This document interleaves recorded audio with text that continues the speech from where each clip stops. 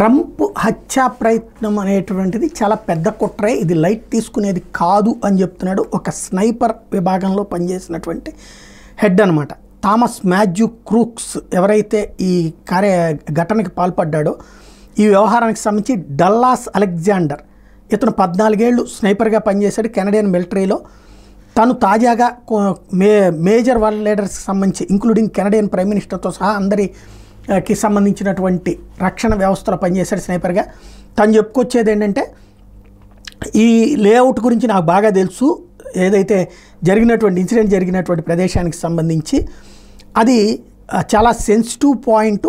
అక్కడ ఆ వ్యక్తి ఎవరైతే ఈ ఘాతుకానికి పాల్పడ్డట్టు క్రూక్స్ ఉన్నాడో వాడు అక్కడ ఉన్నాడన్నది ఐడెంటిఫై చేయలేకపోవడం అంటే అది కుట్ర జరిగినట్టే. అక్కడికి తుపాకీ రావాలన్నా అతను అక్కడ జనం మధ్యలో ఉండగలిగాడన్నా ఖచ్చితంగా అందులో ఉన్నటువంటి అంతర్గత శక్తుల ప్రమేయం ఉంది, అంటే భద్రతా వ్యవస్థ ప్రమేయం ఉంది.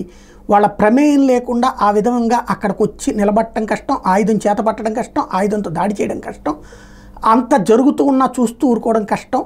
అతను దాడి చేశాక అతని మీద దాడి చేశారంటే అంతకుముందు కనుక్కోలేకపోయిందంటే స్నైపర్ విభాగం కనుక్కోపోయింది, పోలీసుల విభాగం కనుక్కోలేకపోయిందంటే ఖచ్చితంగా కుట్రే అన్నటువంటి తేల్చి చెప్తున్నారు.